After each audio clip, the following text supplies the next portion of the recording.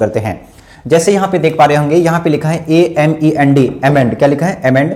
इस एमेंड का मतलब क्या होता है? संशोधन करना। जैसे कहते हैं एमेंडेंट, यानी कि संशोधन करना, संशोधित करना। AMEND, एमेंड, ये वर्ब है, इसका मतलब होता है संशोधन करना। आगे देखिए यहाँ पे EMEND, ये है एमेंड, ये भी एमेंड, ये भी एमेंड, लेकिन इस एमेंड का मतलब होता है अशुद्धि निकालना, यानी कि गलती निकालना। ठीक है, तो यहाँ इस एमेंड का मतलब है संशोधन करना और इस एमेंड का मतलब होता है अशुद्धि निकालना। दोनों में क्या फर्क है? यहाँ पे ई आ गया, यहाँ पे ए आ गया, यानी कि एक एक लेटर का सिर्फ और दोनों में फर्क है। यहाँ पे ए आ गया, यहाँ पे ए आ गया, दोनों का प्रोनाउंसिएशन यानी दोनों का उच्चारण सेम होता है, लेकिन यहाँ पे मतलब आपको दोनों का अलग अलग देखने को मिल रहा है। ठीक है, चलिए इसी तरह से हम दूसरा सेंटेंस देख लेते हैं। जैसे यहाँ पे क्या है? बॉट। क्या है? BOUGST, bot. बॉट का मतलब होता है खरीदना, जो कि ठीक है, और यहाँ पे BROUGST, ये भी बॉट है। यहाँ पे आर लेटर जो होता है वो साइलेंट होता है, लेकिन ये वर्ब की सेकंड फॉर्म और थर्ड फॉर्म है किसका? ब्रिंग का। किसका है? ब्रिंग का। ब्रिंग मतलब क्या होता है? लाना। ब्रिंग का मतलब होता है लाना, और इसी ब्रिंग का सेकंड और थर्ड फॉर्म होता है बॉट और बॉट, यानी इसका मतलब क्या हो गया? लाना। ठीक है, अब BOUGST, बॉट मतलब खरीदना, यानी कि ये जैसे आप जानते हो किसका? BY, बाय मीन्स खरीदना। ठीक है, तो ये बाय का ही सेकंड फॉर्म और थर्ड फॉर्म है बॉट। ठीक है, चलिए आगे देख लेते हैं। आगे है कंपोज। क्या है? COMPOSE, compose. कंपोज का मतलब होता है बनाना। अब क्या बनाना?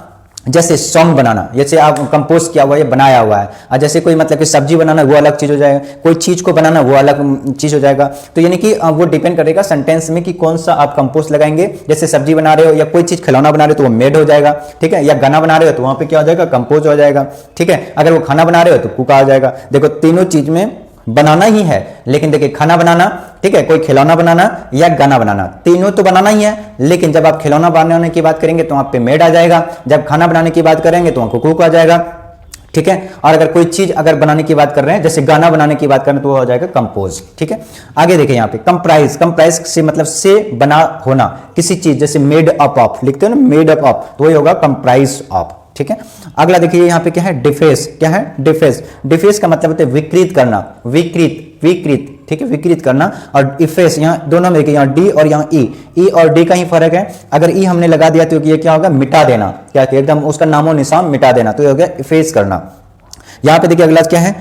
डिफ्रेशिएट। केट नहीं, डिफ्रेशिएट। तो यहाँ पे डेप्रिशिएट और यहाँ पे डेप्रिशिएट, दोनों में देखिए फर्क है। यहाँ पे भी देखिए डेप्री, यहाँ पे भी डेप्री, लेकिन यहाँ पे है सेट और यहाँ पे केट। तो डेप्रिकेट का मतलब होता है नापसंद करना, यानी कि नापसंद, जो चीज आप नापसंद कर रहे हो यानी कि आपको पसंद नहीं है, वो हो गया डेप्रिकेट। और यहाँ पे हो जाएगा डेप्रिशिएट का मतलब होता है मूल्य का कम होना। कोई भी चीज, जैसे कि मशीन का, कोई आपने मशीन खरीदा या कोई मान लीजिए आपने बाइक खरीदी 70,000 रुपए का या 80,000 रुपए का, 2 साल के बाद उसी बाइक की कीमत, आपकी वाली बाइक की कीमत हो जाएगी कितने? 40,000 रुपए, 30,000 रुपए। तो वो क्या हुआ कि उस बाइक की जो कीमत है वो क्या होगा? डिक्रीज हो जाएगा, घट जाएगा। उसी को कहते हैं डेप्रिशिएट, और उसी का मूल्यांकन हो जाएगा डेप्रिशिएट, यानी कि कम हो जाना, डेप्रिसिएशन हो जाता है। ठीक है, तो ये चीजें आपको समझ में आ गई होगी। अगला देखिए यहाँ पे क्या है? इनवेलप। क्या है? इनवेलप। इनवेलप क्या है? वर्ब है। अब वर्ब का मतलब क्या होता है? ढकना। इनवेलप यानी कि ढकना, किसी भी चीज को ढकना। ठीक है, कवर मतलब भी ढकना होता है, लेकिन जब इनवेलप की बात करें तो छोटे से कवर में उसको ढकना। ठीक है, अगर कवर की बात करें तो पूरे तरीके से ढकना। अब यहाँ पे देखिए दोनों सेम है, लेकिन यहाँ पे ई आ गया, यहाँ पे ई नहीं है। जब ई आ गया तो इसका मतलब होता है लिफाफा, इनवलप। ये नाउन हो गया और वो वर्ब हो गया। ई लगा दिया तो लिफाफा हो गया, ई हटा दिया तो वर्ब हो गया। ठीक है, आगे और देख लीजिए यहाँ पे एक्साइट। क्या है? एक्साइट। यहाँ एक्साइट और यहाँ इनसाइट, दोनों में एक्साइट, ये इनसाइट है। तो एक्साइट का मतलब हो जाता है उत्तेजित करना, और इनसाइट का मतलब होता है भड़काना। ठीक है, किसी को जैसे आप भड़काते हैं ना कोई, कि उसके बारे में, इसके बारे में बुरा भला बोल के बोल रहे वो तुम्हारे, तो इस तरीके से क्या होता है? इनसाइट और ये एक्साइट। अगला देखिए फ्लॉट। क्या है? फ्लॉट। फ्लॉट का मतलब होता है उल्लंघन करना, कोई भी चीज का, जैसे कि उल्लंघन कर रहे तो वो क्या हो गया? फ्लॉट। FLOUT, फ्लॉट, ये वर्ब है। ठीक है, आगे देखिए क्या है? फ्लॉन्ट। FLAUNT, flaunt. फ्लॉन्ट का मतलब होता है क्या? दिखावा करना, कोई भी चीज कि दिखावा कर रहा है, यानी कि है कुछ नहीं लेकिन दिखावा ज्यादा कर रहा है, तो वो हो जाएगा फ्लॉन्ट। FLAUNT, फ्लॉन्ट मतलब दिखावा करना। आगे देखिए क्या है? HOARD, होड। होड मतलब होता है वर्ब, लेकिन इसका मतलब होता है छिपा कर जमा करना, कोई भी चीज छिपा कर उसको क्या करना? जमा करना, तो ये होड हो जाएगा। अब यहाँ पे देखिए HORD, होड, ये होड है, ये होड है, लेकिन इस होड का मतलब क्या है? नाउन है, और ये नाउन क्या हो जाएगा? लोगों का समूह, लोगों का समूह। क्या है? होड है। आगे यहाँ पे देखिए लोथ, LOATHE, लोथ। लोथ का मतलब होता है नापसंद करना, नापसंद करना। और वही अगर यहाँ पे हम ई हटा दें तो ये लोथ, इसका मतलब होता है एडजेक्टिव, और एडजेक्टिव का मतलब है अनिच्छुक, यानी कि इच्छा नहीं करने, जो इच्छा नहीं करता वो अनिच्छुक है। ठीक है, तो यहाँ पे देखिए दो ही फर्क है, यहाँ ई हटा दो और यहाँ पे ई लगा दो, यहाँ ई हटा दो, तो ये लोथ और ये लोथ। ठीक है, एक हो जाएगा एडजेक्टिव, एक हो जाएगा वर्ब। आगे जाओ देखिए इस लॉस का 3 मीनिंग है, यहाँ पे लॉस का 3, LOS, लॉस मतलब होता है वर्ब, इसका मतलब खोना या फिर हारना, ठीक है।